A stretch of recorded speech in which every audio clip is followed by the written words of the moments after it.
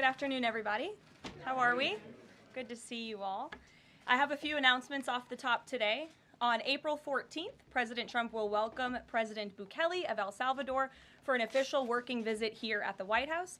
They will discuss El Salvador's partnership on using their Supermax prison for Tren de Aragua and MS-13 gang members, and how El Salvador's cooperation with the United States has become a model for others to work with this administration. On April 17th, President Trump will welcome Prime Minister Giorgia Meloni of Italy for an official working visit at the White House as well. The president's thoughts also remain with the families and communities experiencing devastating loss from the severe storms and flooding affected several states across the central U.S. President Trump approved emergency declarations for Arkansas, Kentucky, and Tennessee, allowing FEMA to provide federal assistance like equipment and resources to support state and local emergency response officials who are leading this response on the ground. Last night, the Supreme Court delivered a massive legal victory to the Trump administration and allowed us to continue removing foreign terrorist invaders under the Alien Enemies Act. This was a smackdown to a rogue left-wing, low-level district court judge who have relentlessly tried to stop President Trump from using his core constitutional powers as head of the executive branch and as commander-in-chief. The highest court in the land made it clear that the President of the United States has the power to protect our homeland and forcibly remove foreign terrorists who pose a grave threat to families and communities. Thank you to the Supreme Court for upholding the rule of law and protecting the Constitution. Our message to the monster Tren de Aragua and MS-13 terrorists still hiding illegally inside our country is clear. Deport yourself now, or you will be locked up and sent back to your home country. On another matter, the historic Liberation Day announcement last week by President Trump made it very clear that the era of American economic surrender is over. President Trump is no longer going to allow American workers and companies to be ripped off at the hands of foolish trade practices that shipped away millions of high-paying jobs and hollowed out communities across the country. It's America first, all the way. And despite fear-mongering by the media, the world is clearly responding to President Trump's approach. Just yesterday, President Trump held a bilateral meeting with Israeli Prime Minister Benjamin Netanyahu here at the White House. The Prime Minister pledged to immediately eliminate America's trade deficit with Israel and remove their trade barriers. Israel's proactive approach should serve as a model for the rest of the world. Also yesterday, the President spoke with Japan's Prime Minister, who wants to negotiate as well. The President also spoke to the acting President of South Korea this morning. He has tasked Secretary Bessent and U.S. Trade Representative Jamieson Greer to lead these talks. In total, since the Liberation Day announcement, nearly 70 countries have already reached out to the President to begin a negotiation. Countries are falling over themselves to reform their unfair trade practices and free open their markets to our country. Why? Because these countries greatly respect President Trump in the sheer power of the American market. These countries realize they've gotten filthy rich over the past few decades by imposing substantial tariffs on American-made products and ridiculous non-monetary barriers to block out American industry. The jig is up. Past American presidents sat by and let this happen, but President Trump stood up for our country, and he is saying no more. The President's message has been simple and consistent from the beginning. To countries around the world, bring us your best offers, and he will listen. Deals will only be made if they benefit American workers and address our nation's crippling trade deficits. America does not need other countries as much as other countries need us, and President Trump knows this. He's going to use the leverage of our markets and our country to the advantage of the people he was sworn in to represent. On the other hand, countries like China, who have chosen to retaliate and try to double down on their mistreatment of American workers, are making a mistake. President Trump has a spine of steel, and he will not break, and America will not break under his leadership. He is guided by a firm belief that America must be able to produce essential goods for our own people and export them to the rest of the world. A strong America cannot be solely dependent on foreign countries for our food, medicines, and critical minerals. And America must always maintain a robust defense supply chain. Reprioritizing and strengthening our manufacturing industry are essential national and economic security issues of the utmost importance to President Trump. By focusing on supercharging the onshoring of American manufacturing, the president is already delivering on his promise to usher in an economic golden age for our country. Just look at Friday's jobs report, which smashed expectations for the second straight month. The American economy added 228,000 jobs, nearly 100,000 more jobs than economists predicted, and the fourth highest month for private payroll growth in the past 2 years. There was also a sharp increase in transportation, construction, and warehousing employment. And in just 11 weeks, President Trump has secured more than $1.5 trillion in private sector investment. This is $500 billion more than Joe Biden secured in his entire term. This record-breaking private sector investment will create roughly 350,000 American jobs and counting. If you add up all of the investment pledges from foreign governments, President Trump has secured an incredible $5 trillion in total investments already. In the months ahead, President Trump's pro-growth economic agenda will be fully realized. The largest deregulatory effort in American history is underway. Unnecessary, burdensome, costly red tape is being eliminated by this entire federal government every day, driving down costs and massively boosting small businesses. So far, President Trump's deregulation effort has already saved Americans more than $180 billion, equivalent to $2,100 per family of 4. The president's drill baby drill energy agenda, which he will discuss later this evening in the East Room, is capitalizing on the abundance of natural resources under our feet to generate more affordable electricity, cheap gas, and quality new jobs. All of this will combine to end the Biden-imposed cost of living crisis that's absolutely crushed American families. Under President Trump, the American energy industry will lead the globe over the next century, delivering lower prices and significantly strengthening our country's economic position. At the president's direction, Republicans in Congress are working quickly to pass one big, beautiful bill, which will also include the largest tax cut in American history. As President Trump has said, the House must pass this budget resolution quickly. Here in our new media seat today, we have Jasmine Wright, the White House reporter for Notice. Notice is a nonprofit and nonpartisan news site which launched in early 2024. They've gained millions of readers across the country since. Newsroom's goal is both to inform readers and train the next generation of politics and policy journalists. They also partner with state newsrooms and to give local communities more knowledge of what their representatives are doing in Washington, D.C. With that, please kick us off, Jasmine. Thanks so much, Caroline. A couple questions for you. The first one being, can you explain the White House's evolution from this is not a negotiation on tariffs to countries should pitch us and start negotiations on tariffs? As the president said yesterday, Jasmine, both things can be true at the same time. And it is a non-negotiable position that the United States has faced a national security and economic crisis because of the unfair trade practices by countries around the world. As for the president, I have maintained this position. The entire administration has always said that President Trump is willing to pick up the phone and talk. And the president met with his trade team this morning, and he directed them to have tailor-made trade deals with each and every country that calls up this administration to strike a deal. And listen, and each and every one of these trade deals should be tailored and unique based on that country's markets, based on that country's exports, the imports here in the United States of America. What makes the most sense for the American worker and for our industry? The president is focused on putting America first. So was the evolution not factored in or determined by kind of the tumult in the stock market? Was that not a part of the consideration to start making these negotiations and deals? Again, I would reject that there was an evolution. On day one, we had said that the president will always pick up the phone for other nations and other companies that call this administration. The president always has a listening ear, and it's a non-negotiable fact that America has faced a national security and economic crisis for many decades, and President Trump is just the first to address this. And then my last question, how will negotiations change how much revenue the White House is planning to make from the tariffs? Well, that has yet to be seen, but as the president said, the reciprocal tariffs, which will continue to go in effect as these deals are negotiated and ongoing, will generate trillions of dollars in revenue to the United States. And this is twofold. The president wants to onshore jobs here to the United States of America. He wants to boost our manufacturing industry.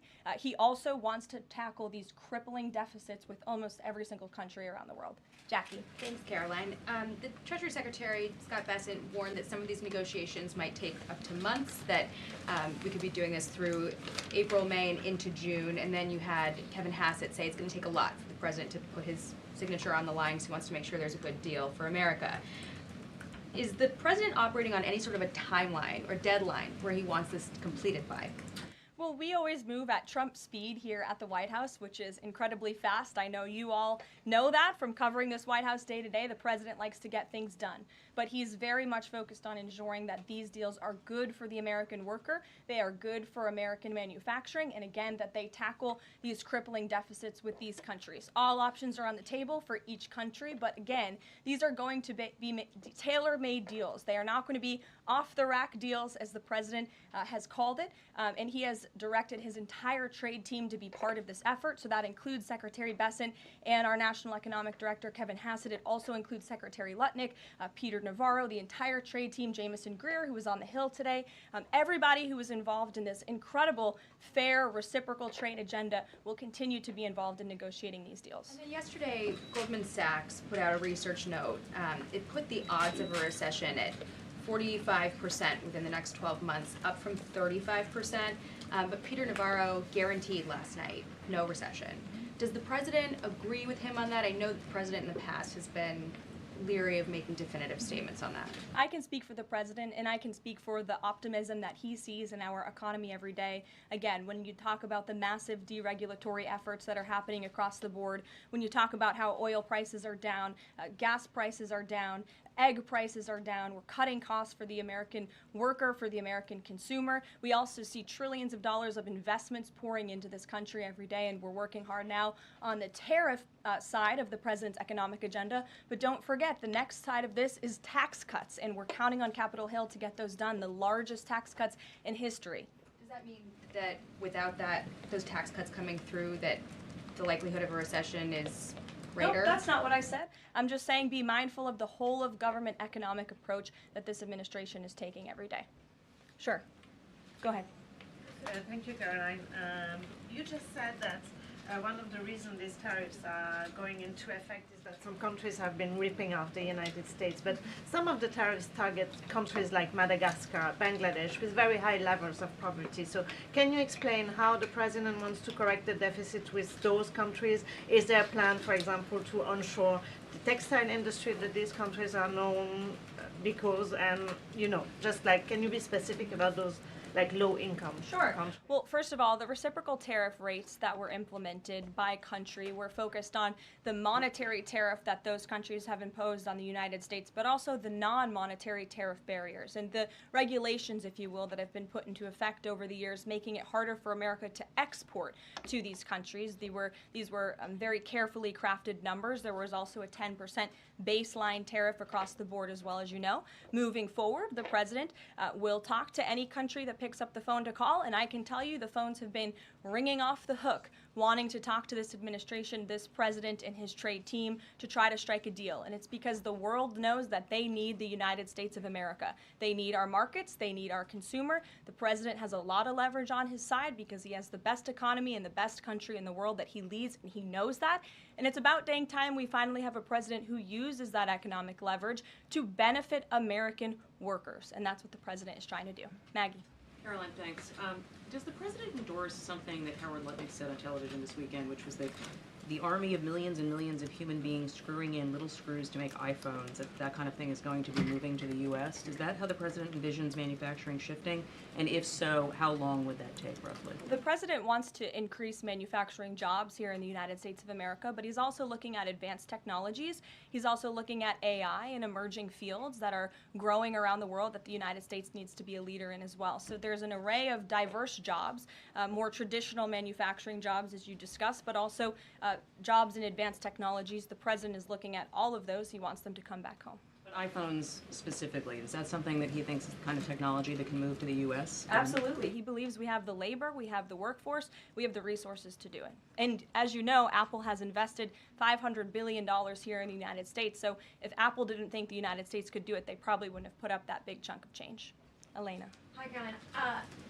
It's clear the president has gotten the world's attention with these tariffs.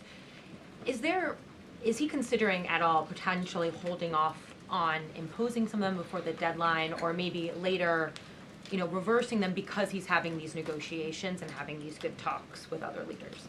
The president was asked and answered this yesterday. He said he's not considering an extension or a delay. I spoke to him before this briefing. That was not his mindset. He expects that these tariffs are going to go into effect. And you said something very important, Elena, in your question. You said the president has captivated the attention of the world. Absolutely he has. And it's about time we have a president in the Oval Office who is putting the world on notice and is putting the American people first, and again, is using the leverage of the United States to negotiate good trade deals. Just a quick follow-up. Sure. There's been some public sparring between Elon Musk and the president's trade advisor, Peter Navarro, on some of these tariffs. Musk actually referred to Navarro today as being, quote, dumber than a sack of bricks. Are you at all, or is the administration, the president, all concerned that this is maybe impacting the public's understanding of these tariffs? It might be messing with the message on it? No, look, these are obviously two individuals who have very different views on trade and on tariffs. Boys will be boys, and we will let their public sparring continue. And you guys should all be very grateful that we have the most transparent administration in history. And I think it also speaks to the president's willingness to hear from all sides, that he has people at the highest levels of this government in this White House who have very diverse opinions on very diverse issues, but the president takes all opinions in mind, and then he makes the best decision based on the best interests of the American public. Deanna.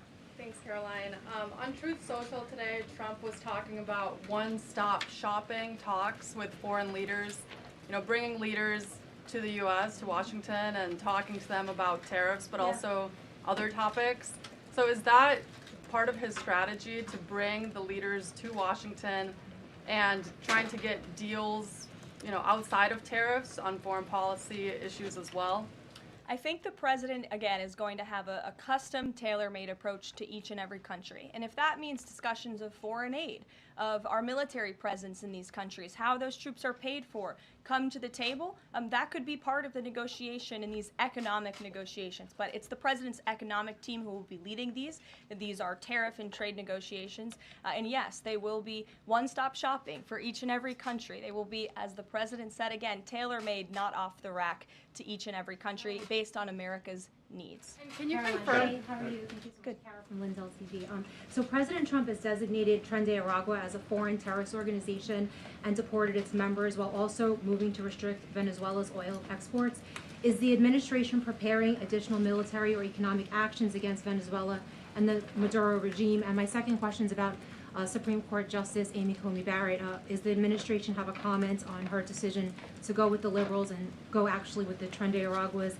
This is the same justice that actually sided against January 6th hostages last year. So is the administration have a comment? Are they disappointed in Supreme Court Justice Amy Coney Barrett? To your first question, I don't have any actions to read out in terms of Venezuela. The president has imposed secondary tariffs on the Maduro regime and on Venezuela in the form of oil, which is obviously going to have a crippling effect on the Maduro regime, and that's the intended effect of this administration. As for the justice you mentioned, as for the Supreme Court, we've made our feelings very clear. We believe this was a massive victory. Certainly, we wish this was a 9-0 decision because we firmly believe that the president was well within his constitutional authority, and the Supreme Court made that very clear last night, and they put Judge Boasberg in his place. We called on the Supreme Court to rein in these judges who are acting as judicial activists, not real arbiters of the truth and the law, and that's exactly what we saw the Supreme Court do yesterday. Christian. Thanks, Caroline. Now that the president's reciprocal tariffs are here, going into effect tomorrow, what's the status of the ERS? When will they actually start collecting revenue? And will that be nested under CBP or somewhere else entirely? It's something Secretary Lutnick has taken up, so I defer you to the Department of Commerce, but it's something that he and the president believe quite strongly in, and it's a promise that they intend to keep to the American people. Real quickly, can you explain why the president opted to send Secretary Hegseth to the dignified transfer last week instead of attending himself? Sure. The Secretary Hegseth was there to represent the administration. The president has expressed his condolences to these families, as have I from this podium. Shelby. Thank you. The president's trade representative this morning told senators that the president does not intend on carving out exemptions for products and companies when it comes to tariffs. But would the administration consider changing that stance should bankruptcies begin among U.S. companies who are dependent on China trade? I won't get ahead of the president on any exemptions or his decision on that. I will leave that to him. But again, we're looking at this country by country and based on the needs of the American people and the American workforce. And one more, can you walk us through how this specific tariff plan was decided on and which advisor came up with it? The reciprocal tariff plan? It was a plan that was discussed by the president's entire trade team over the course of many, many meetings, and the president ultimately decided on which way to go. A few proposals were given to the president. There was debate and discussion, and the president made his decision, and as you've seen very publicly, the entire trade team is on board with this plan and the negotiations that will ensue because of it. Sure.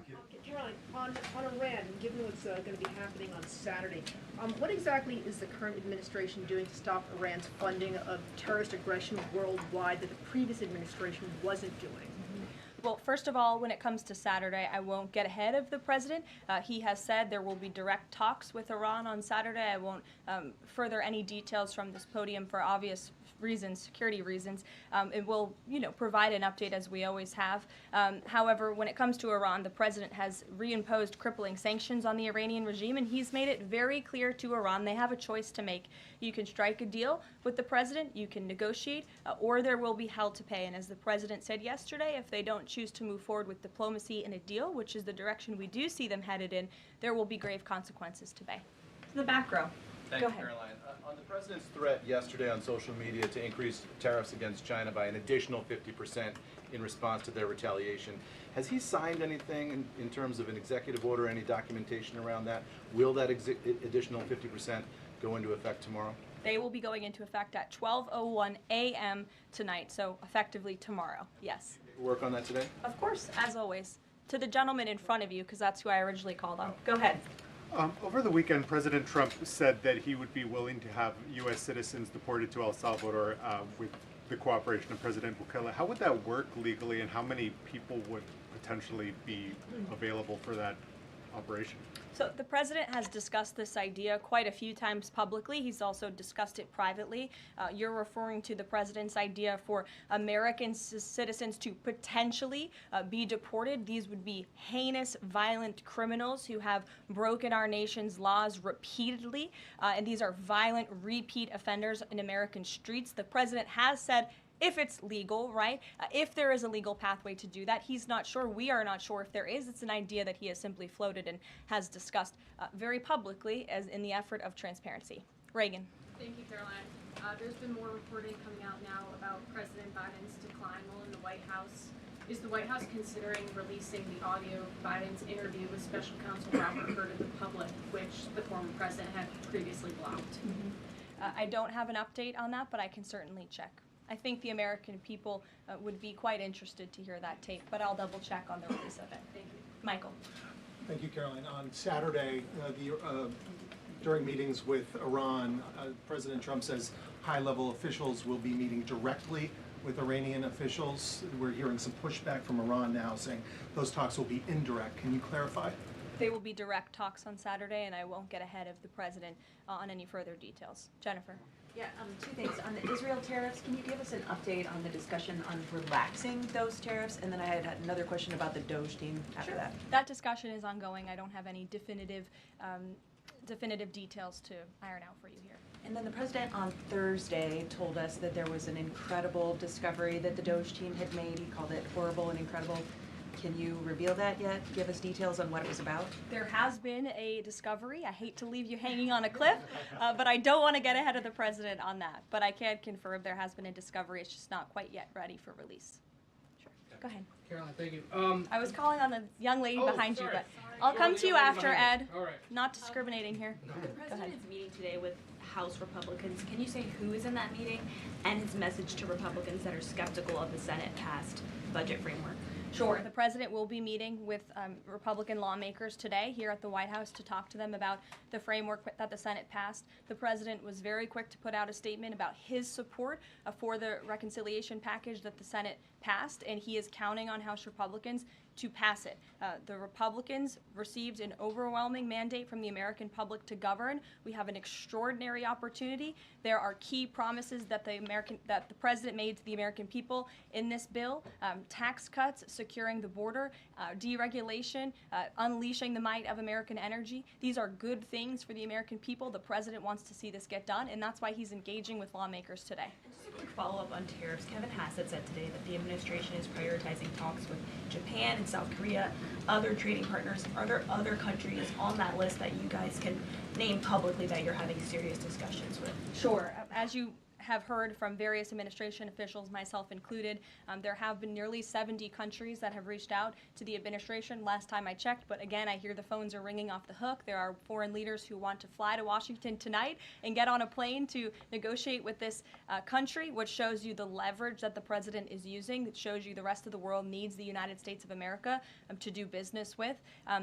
Israel, obviously, yesterday, you heard a public statement from Prime Minister Netanyahu. The president has detailed his calls with the leaders of Japan, in South Korea. We are going to prioritize our allies and our partners around the world first when it comes to these negotiations, and the trade team will be divvying them up again to make tailor-made trade deals around the world. Ed, go ahead. As promised. Yes, thank you. You mentioned the 70 countries or so. I'm curious, though, under what conditions at this point would President Trump talk to President Xi about tariffs? Look, I just spoke to the president about this, and he believes that China wants to make a deal with the United States. He believes China has to make a deal with the United States. It was a mistake for China to retaliate. The president, when America is punched, he punches back harder. That's why there will be 104% tariffs going into effect on China tonight at midnight. But the president believes that Xi and China want to make a deal. They just don't know how to get that started. And the president also wanted me to tell all of you that if China reaches out to make a deal, he'll be incredibly gracious, but he's going to do what's best for the American people. So China has to call first?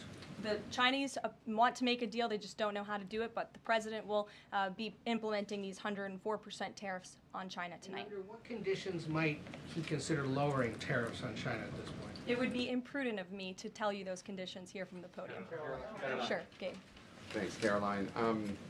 With regards to the Supreme Court ruling on the Alien Enemies Act, you're right, it was a win for the administration, but the justices also said that deportees are entitled to due process. Does the administration agree with that? That's not quite true, Gabe. They said that they are entitled to a habeas petition, and we are going to continue to comply with the law, and we are wholly confident that every single person that has been deported under the Alien Enemies Act, every person that will continue to be deported under the Alien Enemies Act qualifies for that deportation. NBC News is reporting that the administration is considering drone strikes on drug cartels in Mexico. We're citing several officials. This morning, Mexico's president was asked about that, and she said that we reject any of those actions. Your response? I saw that reporting. I don't want to confirm it from this podium. I don't want to comment on it because I'm not sure, but I would defer you to the National Security Council. So you haven't confirmed the report, but with Mexico's president saying that she rejects any of that, what would your response be? How is the relationship then between Mexico's president and the White House right now over targeting drug cartels? Well, first of all, the relationship between President Sheinbaum and President Trump is quite good, and I think both world leaders would tell you that. The president has been engaged directly with President Sheinbaum on a number of different topics, particularly when it comes to clamping down on the Mexican drug cartels, on clamping down on illegal immigration, human trafficking, drug trafficking through our southern border. She's taken significant steps towards doing that, but as for that specific report, again, I'm not going to comment. Caroline, two questions on trade. First, as a part of these negotiations, is it possible for countries to lower their tariffs below that 10% a bare minimum that's been set? Again, I'll leave that to the president to make those determinations, but I can tell you that 10% universal baseline will go into effect as these negotiations are ongoing. Got it. And then what is your thinking just as far as low labor cost countries? Like if you've got a country like Vietnam that wants to negotiate, but obviously they have some advantages in terms of trade, in terms of the people there are not paid as much as American citizens.